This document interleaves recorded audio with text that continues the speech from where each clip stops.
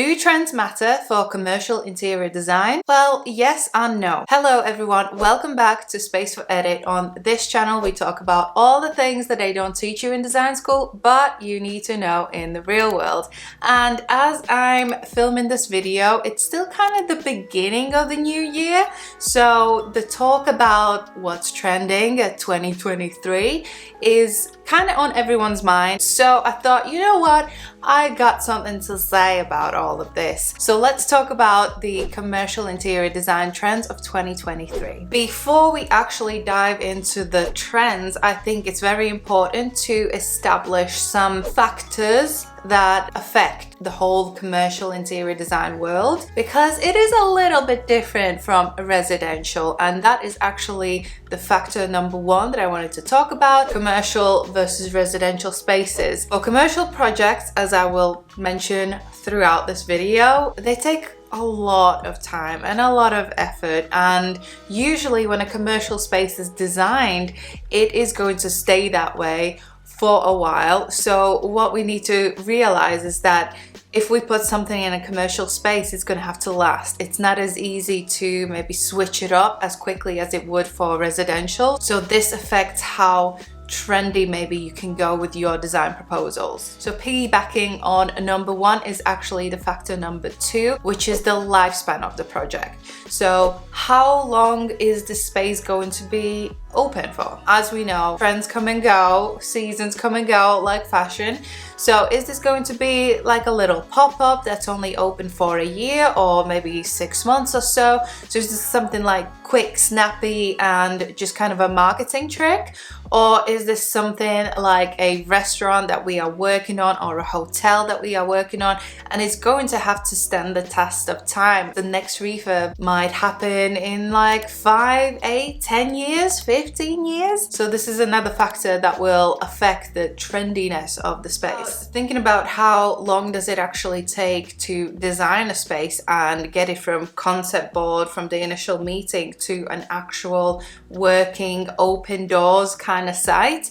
That is a long time, and sometimes we work on spaces that haven't even been built yet. We've only got the architect's drawings and some renders, kind of like the idea of the building. So you can imagine how when you first start off, what's trending then and what's kind of in at the moment might not be the case later down the line when the doors open to the public. And then you have to add on like the lifespan of the space itself. So what we just talked about, 5 to 8 years till the next refurb. So you can see how the timeline once again can affect your proposed designs. And the last quick factor that I want to mention, is definitely worth mentioning, is there a theme? Especially in the hospitality sector, there is often a theme. Is it an Italian restaurant? Is it an Indian restaurant? Maybe kind of inspired by the culture.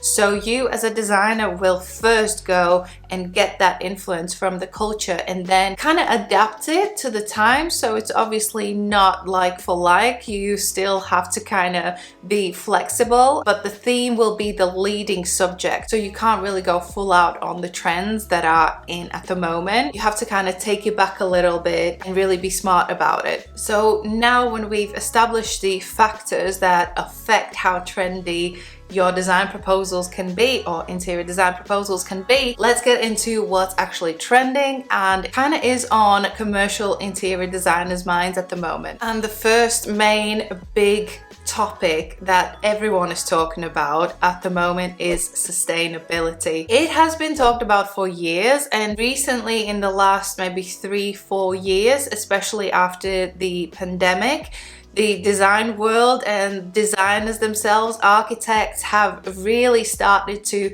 take things seriously and not just tick boxes, but actually put some work into it. And I think what's helping to kind of push this trend forward and this conversation forward is that suppliers taking action too. We are the minds, we are the creatives who are putting things together, but when suppliers are actually supplying us with the right materials, the right furniture, the right solutions for sustainable future, for sustainable designs, that's where the magic happens. And I think think at the moment that's exactly what is going on. Every week, every month, you are getting more and more materials, more and more solutions that are environmentally friendly. And it's not just about recycled plastic or recycled glass. It's very much the whole lifespan of the material, starting from who has made this, where has it been made, how much emission has been created whilst this product has been made, how are the staff treated, how are they trained, what's the manufacturing process like. So there's a lot more to it, and to be honest, when designers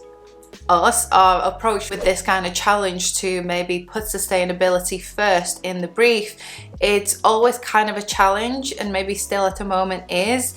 It's the affordability versus quality and sustainability. At the moment, sustainability is still not really up to everyone's budget. Companies and clients are willing to put sustainability first and they are serious about it, but not often the budget stretches that far. So we have to kind of balance it out, how we can use the most sustainable materials, the most sustainable solutions for the budget that client has. So it's quite an exciting time. I love the topic of sustainability, and it's definitely the trend, the talk of the town at the moment. Next big trend that everyone in the commercial field is talking about is human-centered design. What I've seen in the industry and in clients' briefs that are coming in is that they want the spaces to really work for the end user. So it really is like a challenge for us to, again, just underline what we've been doing for years. The end user has to be in front of all of the creative and technical decision making that we do. So we are talking about inclusivity of all ages, all genders, all abilities. So there's someone who's maybe older and using the same space as a teenager or as a big family can still feel like they are welcomed and comfortable in the space. So in workplace interiors, this could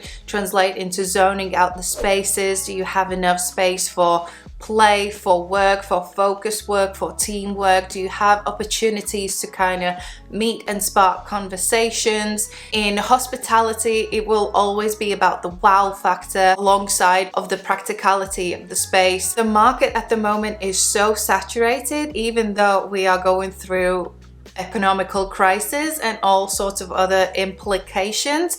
The market is still very saturated, so everyone is kind of fighting for the end user's attention, which means that the spaces really need to work hard. So this is where the human-centered design comes into play. Okay guys, we are halfway through the video. I'm guessing that if you are still here, that you are enjoying this content. It would mean the world to me and really help my creator journey if you could just leave a comment, like the video, subscribe if you want to see more of this content. If you're watching this on TV, just click up, make sure that the little bar shows up, and there's an option where you can like the video. It takes seconds for you, but it makes a massive difference for me.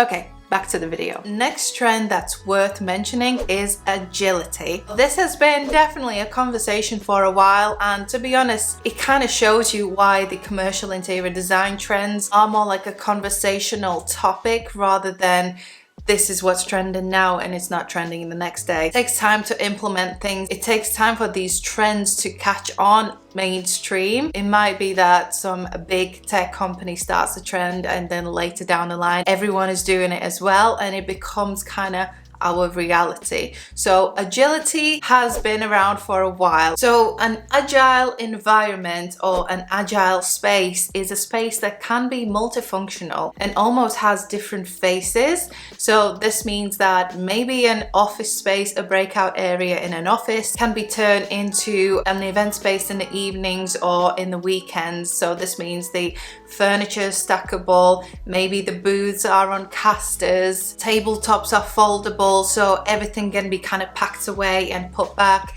Maybe you have some partition screens that can be either folded away or again they are on caster wheels, so you can wheel them away and almost like create a different kind of setup for the space. And obviously there's loads of other agile solutions that are specifically for offices, and we can take this kind of thinking into any kind of commercial setting. But the underlying trend here is that spaces need to work a lot more and a lot harder. Like we just talked about the human-centered design. So this is kind of another level level that we need to take our designs up to. So not only we need to think about the end user, but we need to think about the space as a whole. If it is a large staff restaurant, for example, a few years ago, just before pandemic, I designed over 400 seat restaurant, which is huge. It was one big open hall, and we had all of these stackable chairs, foldable tables, but we also had a soft seating area, which meant that when the breakfast and the lunch service was kind of died down, the space was not dead. There was still soft seating areas, there was still partitioning, so people could come in and use the space for informal meetings or maybe some work away from the desk, or just like a little break in between their meetings. So the place is still used, there's self-service options for them so they can help themselves for drinks or snacks or anything like that and still use the space. This is what agility really means. You need to think about how the space can be used on off-peak times. Okay, we're almost there. 2 more trends that I want to talk about, and one of them is technology. Obviously, we are used to having smart tech all around us. I bet when you go to a hotel, do you expect the TV or the speakers to be able to connect via Bluetooth with your phone? Or if you arrive at an office space, you will not be surprised if there's a self-help reception desk or self-help unit where you can just let the system know that you have arrived, so someone will come and pick you up. So smart technology, responsive technology is all around us, and that is definitely something that's becoming a lot more frequent request when it comes to design briefs for commercial spaces, because the owners of the spaces, our clients, they understand that people want this kind of level of specification, and you have to kind of get on with times and make sure you go digital before you are considered as being ancient.